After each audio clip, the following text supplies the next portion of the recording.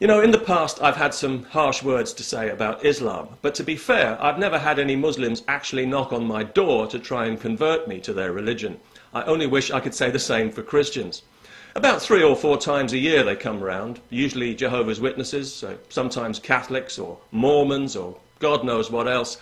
And I used to engage them in conversation and debate about the issues, and even inviting them in on occasion, until one time 2 Mormons came in and they were so aggressively stubborn about everything I had to literally threaten to beat them up to get them to leave, and since then evangelists have been about as welcome and as interesting to me as a brick through the window.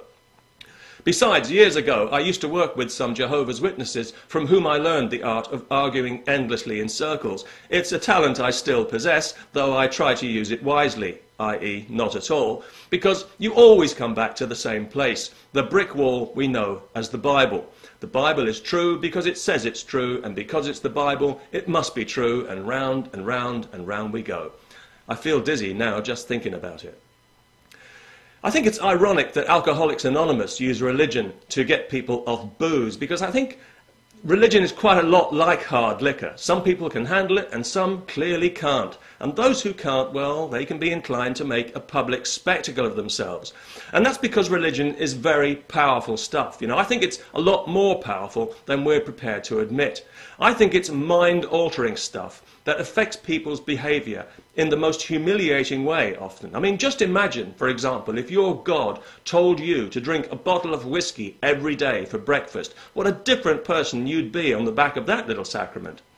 I think evangelizing your religion door to door is like a drunken alcoholic going around with a bottle of whiskey, urging people to drink from it, and thinking that they themselves are some kind of advertisement for this activity. You know, whenever I answer the door to Christians, I find myself feeling involuntarily sorry for them, for the wretched, pitiful state that they've allowed themselves to be reduced to by this mind virus. I always feel like asking them why on earth I would want anything to do with a religion that does this to people.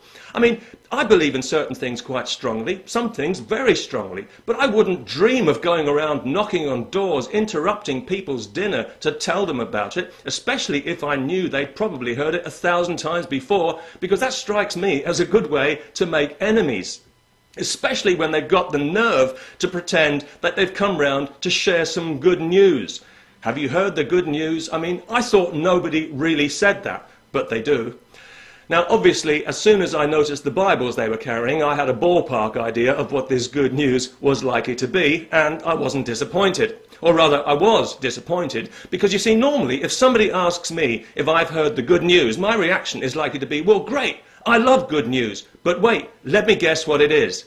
Let's see now. The Pope has been impeached. That would be good news.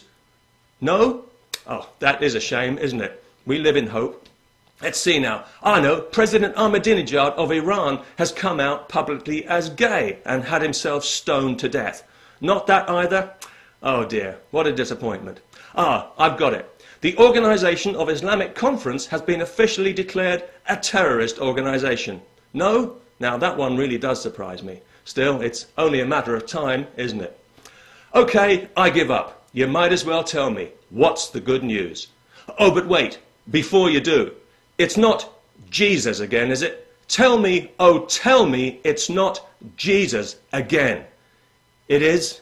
It's Jesus again? You have disappointed me.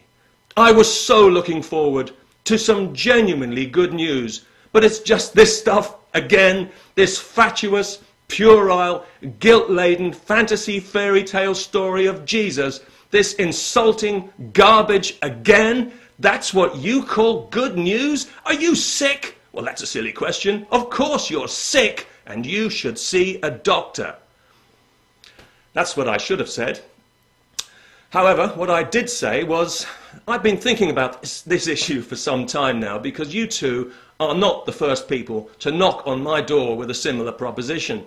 And based on the accumulated evidence that I have seen standing on this doorstep, I have concluded that Christianity is simply too high a price to pay for eternal salvation, and therefore I have elected to forfeit my eternal soul and go directly to hell. So you can cross me off your list of potential sunbeams for Jesus in the happy knowledge that you will never, ever have to knock on this door again. Isn't that good news? But answer came there none, because they were already halfway down the street. And for me, that was very good news indeed, which I believe was the original point of the exercise, so everyone was a winner. Peace. Now that is something worth evangelizing.